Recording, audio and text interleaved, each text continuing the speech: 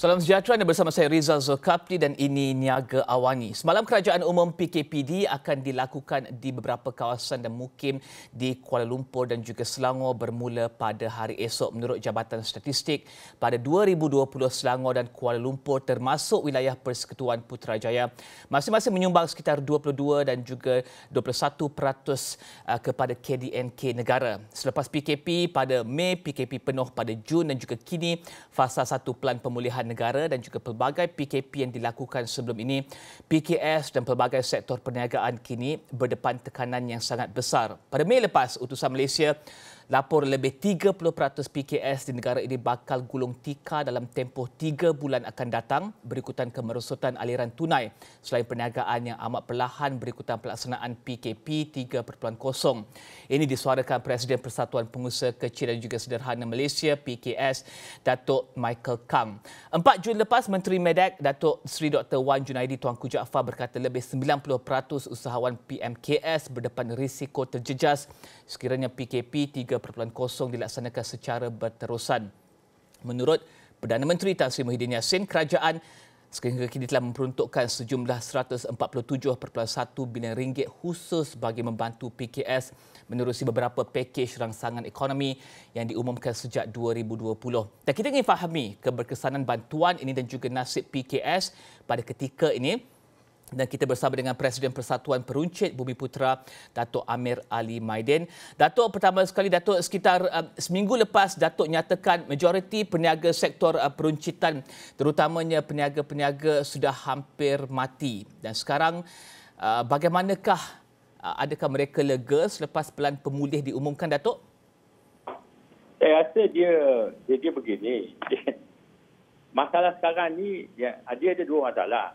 Memang dah semua orang ni dalam MCO kita kata kan. Tapi semalam ada EMCO, PKPD. Jadi yang kalau kita kata yang kat Selangor dengan wilayah persekutuan ni, saya rasa lagi susahlah mereka ni. Lagi-lagi susah. So, sebetulnya yang kita tengok, bukan sahaja Maidin lah. Kalau Maidin pun dah macam orang kata dah nyawa-nyawa ikan. Macam mana PKS kita. Sebetulnya cadangan saya sekarang ni begini. Nombor satu, betul. Kerajaan sekarang buat surgical approach. Maknanya, di mana kita nampak ada masalah, katalah masalahnya di kilang atau di construction industry, dia pergi buat EMCO kat sana. I think that is the right approach. Bila kita tengok kalau kita nak nombor kita ni katalah 4,000 lah. Kalau kita kata nak nombor 4,000, saya buat satu nota bila kita tengok negeri-negeri by state sebetulnya 7 negeri ni dah boleh buka dah. Sebab kalau kita bagi bahagian dia orang dah boleh buka dah. Itu pertama dia.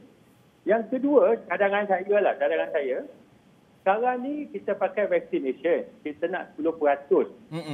YB KD bagi tahu vaccination 2 dose by Julai 15 lah kita akan dapat 10%. Tapi cadangan kita daripada industri ni, kenapa kita nak pakai 2 dose? Kalau kita pakai only 1 dose, sebab kita tahu daripada kajian, after 1 dose, the efficacy rate is already 70%. Jadi itu okay. Banyak negara-negara yang lain kat luar ni, dia orang menggunakan first dose sahaja untuk kiraan mereka Kalau kita pakai first dose, sekarang kita dah bagi 5.7 bilion, maknanya 5.7 juta ni dah 17.7%. Maknanya kita dah lepas dah fasa 1. So cadangan saya kalau kita pakai first dose vaccination, kriteria dia, pakai negeri-negeri ni, insya-Allah lebih kurang 8 atau 9 negeri boleh buka 100% tau. Sebab sekarang ni kan, is no more kita kata tutup ni, tutup sana. Lagipun kita tak faham kenapa tutup. Lagi-lagi kalau kita tengok retail kita pun selalu dengar, COVID cases ni kat retail, kalau kita tengok kat kedai, kat mall, 0.8% sahaja. Jadi kalau kita dengar Menteri Besar Selangor cakap manufacturing dia kata 80%, construction 11% saja. Tapi kenapa pula retail pula yang kena tutup? I think the government have to rethink and relook mana dia tutup. Itu yang pertama Okey. Yang kedua ni, Yang kedua ni, kita ni ada movement control order. Jadi ini bukan purchase control order. So, kalau kita kata movement control order, maknanya kita nak kurangkan orang pergi berjalan, ya? Itu betul. 2 orang satu kereta, 1 orang satu kereta, tak apalah. Tapi kalau mereka dah sampai di mana mereka sampai, bagilah mereka membeli apa saja. Sebab tak logik tau. Ada orang masuk ke Maidin, dia kata saya nak rice cooker saya kat rusak ni, sekarang PKPD lah. PKP ke, tapi dia kata saya tak boleh jual rice cooker. Nak beli wire untuk orang kata gas tank pun saya tak boleh jual. Sekarang kita work from home, nak beli, nak jual pen, nak kertas, nak semua tak boleh. So the logic behind essential and non-essential is wrong. Okay. The logic is movement control order, not purchase control order. I think this is the main criteria. Okey, Datuk bercakap berkenaan dengan Maidin. Mungkin kita boleh masuk sedikit kepada isu tersebut. Bagaimana PKP ketika ini beri kesan kepada perniagaan Maidin? Adakah sangat teruk terjejas, Datuk? Saya rasa betul-betul kesianlah mereka ni, ya. Sebab kalau Maidin dah orang kata nak kata nyawa ikan ni kan sebetulnya, ya. Macam manalah kita punya IKS. Sebab ramai yang hantar barang pada kita. Jadi kalau perniagaan kita turun, ya, contohnya sekarang ni perniagaan dah turun lebih kurang 10 atau 15%, ya. 10 atau 15% untuk Maidin bukan sikit, ya. Kita jualan kita 3 bilion satu tahun. Jadi kalau kita kata 15%, tak 45 juta. 45 juta untuk IKS ni memang banyaklah. Jadi ramai yang supply, yang hantar barang pada Maidin ni, kita dah kurang membeli. Kita kurang membeli bukan kita tak nak beli, sebab pembeli ni tak cukup kewangan mereka. Okey? So mereka memang terjejas lah. Ramai yang hantar barang tu, biasa kalau kita kata kita hantar barang, kita kata kita bayar 1 bulan atau 45 hari atau 2 bulan pun ada. Sekarang dia kata, tolonglah Datuk, kalau boleh saya hantar hari ni, esok bayarlah. Esok bayar, tolonglah sikit, you know. Ada pula nak minta orang kata advance kalau boleh. Okay, because that is how bad it is. Sebab mereka sekarang ni dah pinjam, ramai dah pinjam dah, nak pinjam ke Along pula ni, saya rasa ni ada masalah besar. Lagi-lagi kita sedia maklum, kerajaan dah umumkan bank ni akan bagi automatic moratorium. Okay? Ini satu sensitif, very very sensitif. Because Perdana Menteri kita kata automatic moratorium. Tetapi bila kita tengok dalam detail dia bukan automatic. Dia kena minta. So, bila kena minta ni bukan automatic. Itu pertama, ya. Yang kedua ni, kriteria yang mustahak sekali ni, ramai yang saya tahulah kawan-kawan saya, kita ni Bumi Putera Organisation President, ramailah yang member-member kita ni memang dah tak bayar bank dah 3 bulan, 4 bulan. Jadi kalau kita tak bayar bank 3 atau 4 bulan, 3 bulan dia punya kriteria, dia akan tak qualify untuk moratorium. So sebetulnya, apa yang patut kerajaan umumkan ialah yang tak bayar 3 bulan tu boleh kita longgarkan yang tak bayar 6 bulan. Sebab ramai yang dah tak bayar. Pasal kita punya NCO ni bukan 2 bulan, 3 bulan, dah 16 bulan. Okey? Memang mereka susahlah sekarang. Saya tak tahu nak cakap macam mana. Dan Datuk, betul susah. Mungkin saya boleh mencelas ke Datuk. Ya, Datuk, bagaimana pula dengan bantuan-bantuan yang diumumkan kerajaan seperti pakej Grant Khas Prihatin, pakej-pakej untuk PKS? Perdana Menteri menyatakan bahawa 147 bilion ringgit telah diumumkan dalam pelbagai bantuan untuk PKS. Adakah Datuk dengar mereka dapat akses pada bantuan ini ataupun ada cabaran untuk mendapat akses pada bantuan tersebut? Memang kita banyak berterima kasihlah pada kerajaan prihatin. Mereka, kita kena faham, kerajaan boleh bagi apa yang mereka ada saja sebetulnya, ya. Kalau dia bagi RM500, RM1,000 kat sini, bantuan sara hidup. Kita kena faham, ya. Apa yang kerajaan bagi tu wage subsidy contohnya, tapi dia RM600. Bantuan tu RM500 sebulan. Kita punya pembelanjaan yang kita tahu kalau Kuala Lumpur ni, satu household, kita dah kata dah kalau 4,000 ke bawah tu dah B40. Macam mana yang M40 dah masuk B40 kan? Jadi kalau 4,000, katalah pembelanjaan satu, patut kita kata dia orang B40 tau. Kalau 4,000 kita dah classify B40. Kalau 4,000 tu, kalau dia orang dah tak boleh berniaga, tak ada kerja, dan kalau bantuan kerajaan bagi tu RM500, I mean, tak sampai lah. You see, the most important thing is bukan kita orang tak nak berniaga, bukan kita orang tak nak kerja. Okay? So, bila kita nak masuk seorang dalam penjara sebetulnya, ini lockdown, ini satu penjara. It is the government responsibility to make sure they got enough food on the table. Ini kawan dah banyak dah, kibar bendera putih ni. Ini menunjukkan there's something that is lacking. Kerajaan boleh tolong seberapa mereka. I mean, there's no end to this lah. Kalau bagi RM1,000, kita nak RM5,000 sebetulnya. So the only alternative, we understand, the government can only do so much. Okay? Dia dah bagi sini, bagi sana. Tapi nombor satu, untuk saya lah, bantuan ni kadang-kadang complicated sangat. Untuk taksi sini, untuk ni 500, ini 100 kan. So there can be a lot of abuses sebetulnya. Eloknya, macam negara lain yang saya tengok ni, dia bagi satu bantuan aja. Semua orang yang katalah P40 ke M20 semua orang dapat RM2,000 atau RM3,000 seorang. So tak payah kita sini sana kumpulkan semua satu bantuan. Daripada bantuan tu senang. When we complicate things, lagi-lagilah kita faham kadang-kadang fikir kita ni tak berapa faham lah macam mana nak minta ni, nak bantuan dapat ke tak. Ini moratorium pun ramai dah mai jumpa saya macam mana dah dapat. Ramai yang kata wage subsidy tak dapat. Pasal borang dia isi tak betul. You see? There is no way to handle a country like this. Sebetulnya, the easiest is bagi bantuan satu macam, kata RM2,000, RM3,000, semua orang yang ada masalah. Itu senang. Datuk. Yang kedua yang besar sekarang, itu kan the PKS tau. Kalau moratorium ni untuk SME saja dan tak bagi pada orang kata yang macam the owner of this building yang mana Maidin sekarang ni, kalau kita tak bagi pada yang besar, mereka tak nak bagi moratorium, dia tak dapat moratorium, jadi dia minta sewa daripada kita. Kita nak bayar sewa, kita kena minta sewa daripada PKS yang sewa kat bawah ni. Mereka tak mampu bayar. Tapi saya nak bayar mereka macam mana kan? Pasal dia pun tak dapat moratorium. So the chain of moratorium pun dah salah sebetulnya ya. So we need a full chain and please, moratorium betul. Okay, tapi janganlah charge orang kata riba ni. Ni riba sekarang. Bank charge ni saya untuk saya kata riba lah. Pasal cost of fund sekarang baru 1.75 tapi mereka charge 6%, 7%, 8%. Datuk, mungkin saya boleh Datuk, mungkin saya boleh tambah lagi Datuk ya. Melihat kepada pelanggan Datuk sendiri, Datuk bercakap berkenaan dengan bendera putih semua tu. Pelanggan Datuk, pelanggan Maidin, ada Datuk ketemu mereka dan apa respon mereka kepada situasi semasa? Mungkin paling ringkas Datuk? Tak, dia macam ni. Pelanggan bukan saja di Maidin tapi di semua shopping center.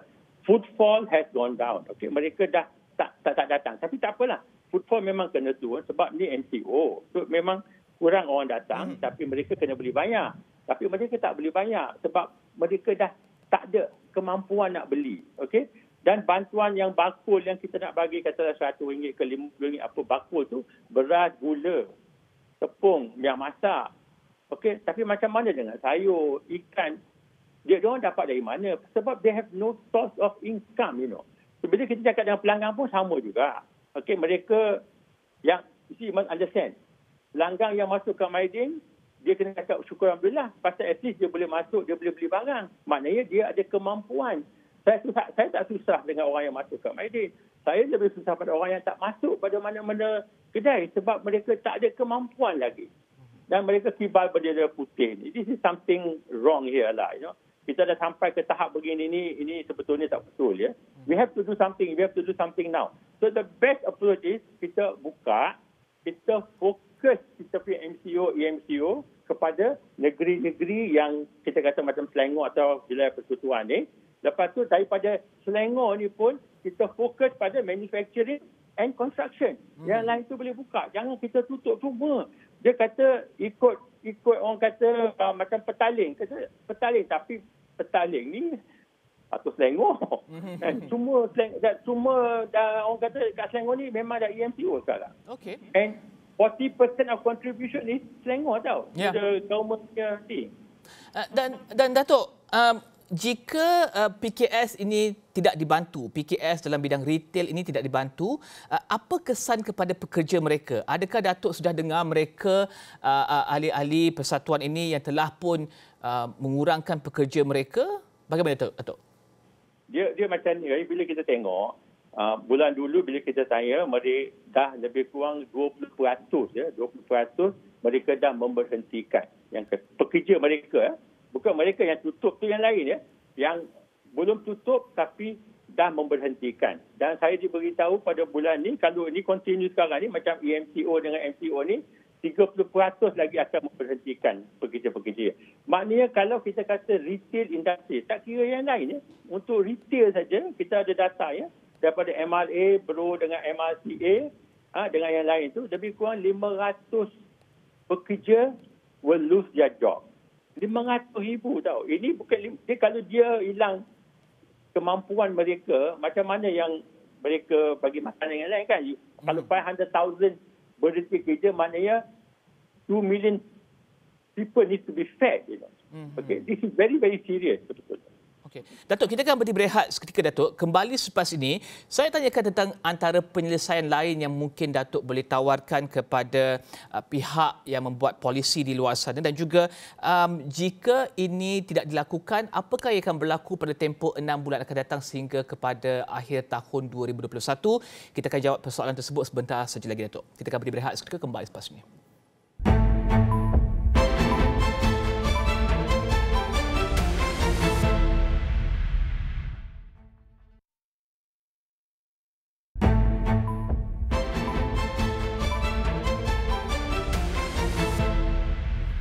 Bertemu kembali, anda bersama saya Riza Zulkafli dalam Niaga Awani, dan kita bersama dengan Presiden Persatuan Peruncit Bumiputera Datuk Amir Ali Maidin membincangkan berkenaan dengan kesan PKP pada tempoh ketika ini kepada usahawan PKS dalam bidang peruncitan. Datuk banyak bercakap berkenaan dengan pembukaan yang bersasar dan juga pembukaan negeri-negeri yang telah menyaksikan kadar vaksinasi yang tinggi dan juga mungkin kes yang lebih rendah daripada Selangor dan juga Kuala Lumpur. Apa lagi pendekatan dan juga penyelesaian luar kotak yang boleh Datuk cadangkan kepada pihak penggubal polisi? Saya rasa yang pertama sekali ni, semua peniaga-peniaga dia ada 3 aja kriteria. Mereka ni, satu ni kena bayar gaji. Yang kedua, mereka kena bayar sewa. Yang ketiga ni kena bayar bil elektrik. Okey. Jadi gaji sebetulnya sekarang kerajaan bagi orang kata subsidi upah, tapi 600 memang tak mencukupi, ya. So government must come up with something better than that. 600 tak cukup. Yang kedua ni sewa.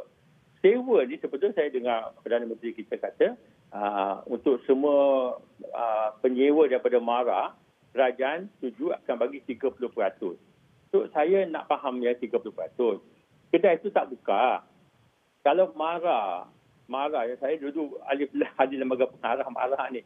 Kalau 30% MARA bagi, orang lain nak minta daripada orang kata private sector sewa berapa persen. So the logic is kalau tak buka, tak ada sewa. Pasal dia orang tak berniaga, nak bayar macam mana? Kalau 30% dapat, 70% dari mana mereka tak dapat? So sewa tu kalau tak buka, jangan minta. That is the best alternative. Dan kalau ini Perdana Menteri kita kata marah saja. Macam mana GLC lain? Bila saya minta kekurangan sewa daripada landlord saya ni, dia kata, alah kerajaan bagi 30%. Jadi kita bagi 10% pun cukup lah kan? So, the government must set the correct example. Semua yang tak buka, yang occupying orang kata, kerajaan punya GLC ke apa-apa, tak bayar sewa. Itu yang betul. Yang ketiga ni, orang kata kena bayar bil elektrik. Kerajaan mengumumkan, terima kasihlah, 10%. 10% ni, kita dah tak buka, tak payah bagilah 10%. Kan? Yang buka tu kalau boleh.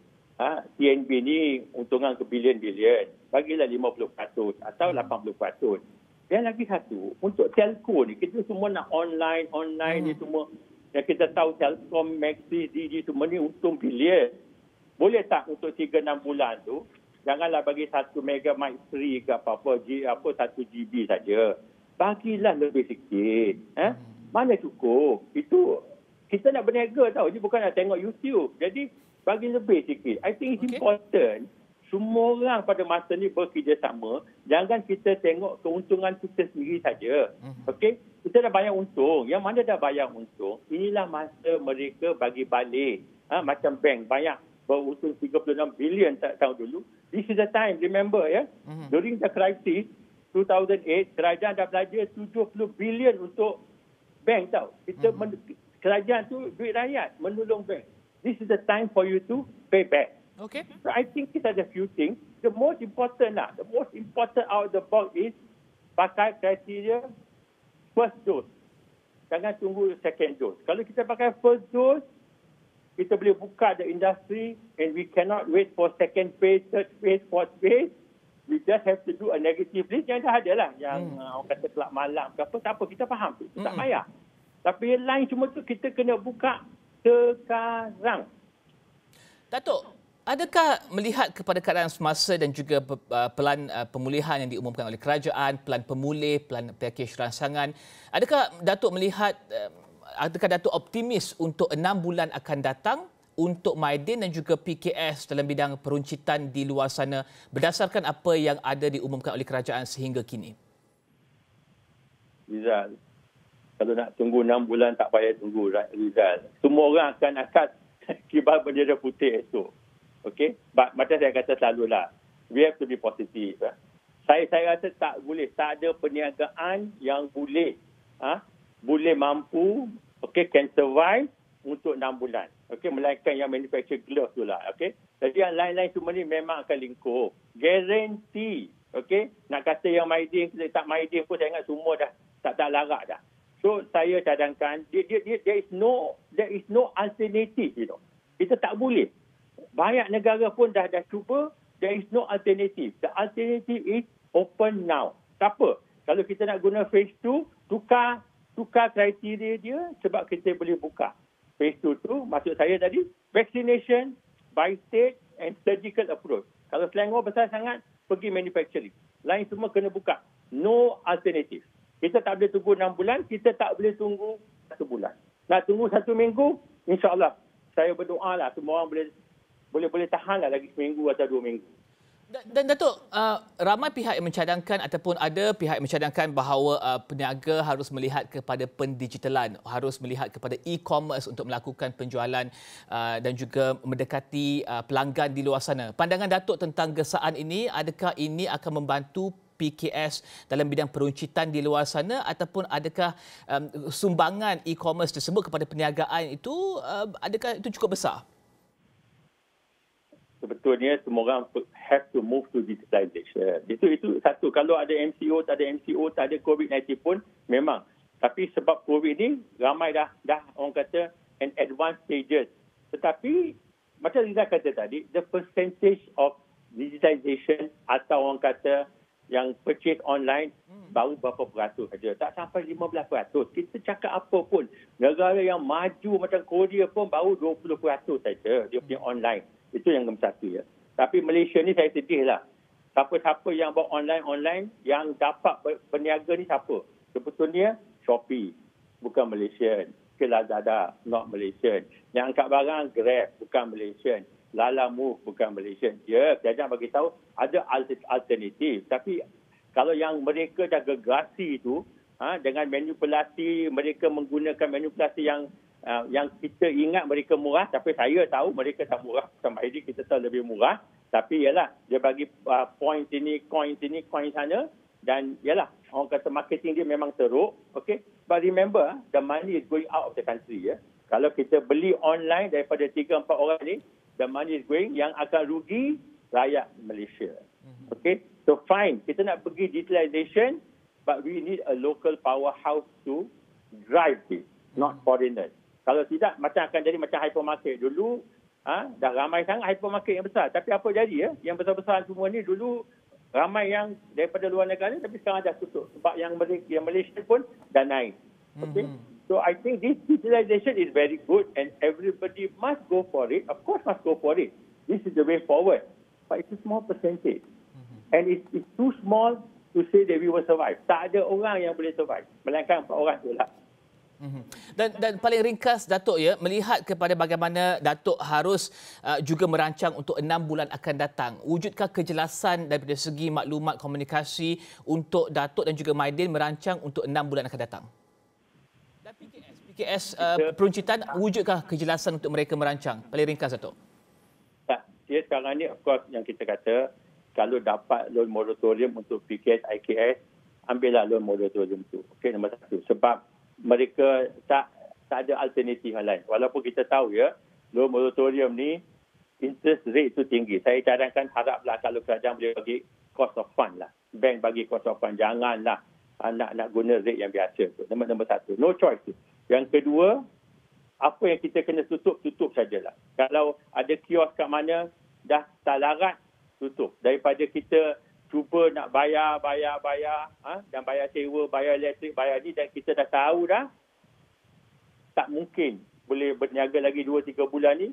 Untuk cadangan saya ya, kalau ada cancel, cut it off. Maknanya tutup je lah. Dan harap ni this becomes a lesson untuk semua kita ni. The next time orang kata bila kita jatuh, kita boleh naik balik. Jangan takut. Okay? Be positive.